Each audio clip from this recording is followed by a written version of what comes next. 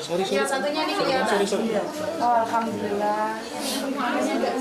Yes, nggak apa-apa, dudukan di sini. Kita yang di bawah nggak apa-apa. Di sini. Duduk dulu.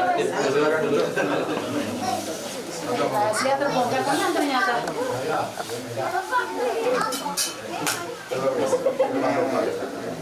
Oh ini suaminya. Ini suaminya ini. Iya, aku pertama kali kan. Iya, suaminya.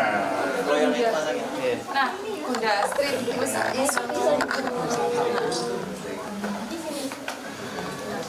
Ibu pernah ketemu Lilis ya? Belum pernah. Mas Uya sampai nangis. Pernah mah di sini tuh. Oh iya. Kenapa nangis ya?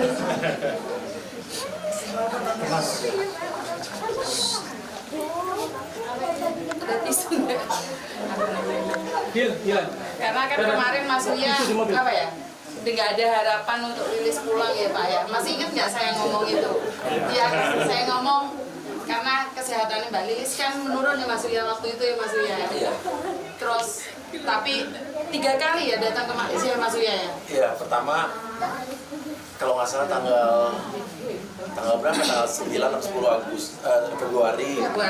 Terus habis itu tanggal 20 berapa Februari, 3 kali lah. Yang pertama waktu nemuin Lilis kita ngurus surat-suratnya dulu ya. Ya kan hampir dibuang. Hampir dibuang, terus masuk ke rumah apa itu Mbak apa namanya Lilis? itu panti Ya? rumah kebajikan. Oh, dia masih ingat aku Rumah juga. kebajikan. Dulu Mbak Lilis nggak bisa dia ngomong, cuman ini aja ya, tulis ya. Iya. Tulis juga nggak jelas. Terus saya pulang ke Malaysia, cuman saya datang pagi, pulang siang ya. Habis itu kita datang lagi sama Astrid ya. Itu belum bisa pulang karena kondisi Lilis menurun. Krom itu. Akhirnya ketiga kita bisa pulangin ya waktu itu ya. Iya, yang ketiga itu pulangin dan Lilis waktu aku lihat Lilis dulu tuh kayak nggak mungkin sembuh, punya harapan karena dokter di sana juga bilang rumah sakit situ nih kayaknya udah untuk sembuh tuh kemungkinannya sulit. Jadi untuk sampai ke Indonesia aja dulu resiko kan. Dalam keadaan Lilis yang begitu nggak bisa ngapa-ngapain, tiduran, terus harus pakai alat bantu, ya pakai selang.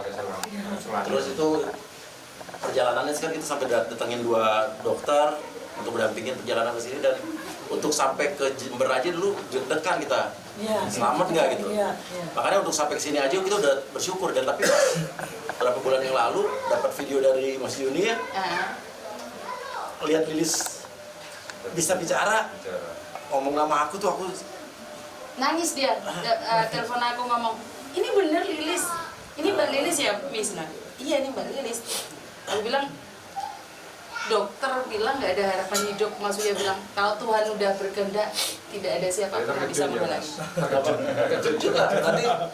Berarti pelayanan kesehatan di daerah sini bagus, terus Pemdanya juga bagus lulusnya, dan Keluarga juga mendukung keluarga mendukung, dan Lilis, alhamdulillah Lilis ya.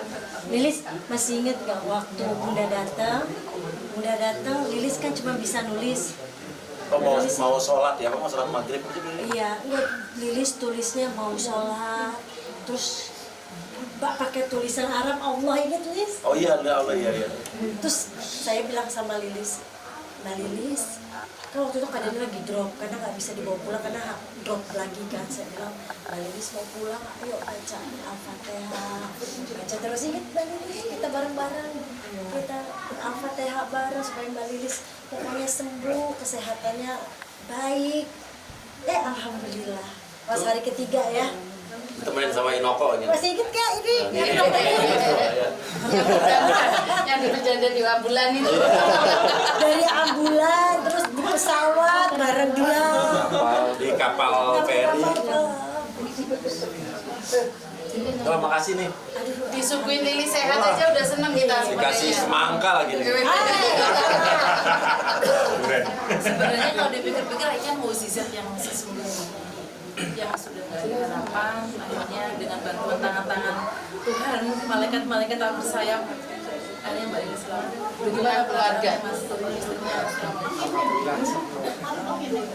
Itu ucapin apa ke Mas Ria? Ucapkan banyak terima kasih. Saking banyaknya nggak ada habisnya. Soalnya kayak harapannya udah nggak ada ya. Mau pulang aja udah mikir. Mikir sama tak parani wis gak terima. Soalnya waktu itu saya itu ke Disnaker kalau nggak Iya. salah. Iya, saya kan Disnaker ya. Hampir pasti. Dari Disnaker karena ada acara dari RRI, terus ke Disnaker, sama Disnaker dikasih fotonya Mbak Lilis yang ininya udah patah yang aku kirimkan itu loh. Terus Mas Uya kan nangis waktu itu juga. Belum menolong loh itu, belum menolong. Dan Mas Uya bilang, Miss aku nggak bisa karena aku kampanye. Sorry ya, aku buka ya. Ya emang iya, dia bilang, Mas aku punya kasus nih, tolong dong. Mas Uya bilang, oh nggak bisa Miss, besok itu saya ada kampanye 12 titik atau 17 titik gitu loh. Di hari itu saya ngobrol sama suaminya ini. Mas Uya bilang nggak bisa, udah kita udah kayak drop lagi gitu, tapi saya bilang nggak apa-apa. Jam 12 malam saya ditelepon. Jadi dari sini saya pulang jam 12 malam ditelepon. Saya ke Malaysia. Saya bilang, hah? Ngapain? Pagi-pagi jam 6 dia udah nyampe dan datengin dia. Saya bilang sama Mbak Lilis, kuat. Mbak Lilis nangis ya? Ya Mbak Lilis nangis hatiku, kuat Mbak Lilis. Ingat keluarga, ingat anak, mau pulang kan harus sehat, saya bilang gitu, harus sehat. Kalau ada rasa down sedikit itu udah pasti, ada rasa terpuruk itu pasti. Saya bilang, Mbak Lilis yuk kita Al-Fatihah, kita berdoa bersama. Oh saya seharian waktu itu ya Mbak Lilis ya, kita Al-Fatihah, kita berdoa bareng. Sampai akhirnya dapat kabar Mbak Lilis sudah sehat, yuk kita harus balikin sekarang. Nah Alhamdulillah, langsung kita cari cara pas keadaannya Mbak Lilis pas lagi nggak drop gitu. Ya Alhamdulillah. Saya sih nggak lagi mikirin kejadian yang kemarin ya, jadi emang saya fokus hari ini hari ini kedatangan saya ke Jember mau ketemu Lilis sama nanti ada pemulangan jenazah TKW dari PMI dari Hongkong ke Jember juga atas nama Mbak Rifa ya. Malam ini rencana sampai dan ya biar sekarang posisi saya sedang nonaktif tapi saya tetap kan yang saya jalani ini untuk membela para PMI TKI kan dari sebelum saya jadi DPR, Mas Yuni udah tahu juga dari 4 tahun yang lalu, dari saya masih jadi artis sampai sekarang tidak akan pernah berubah, saya tetap akan lakukan ini insya Allah.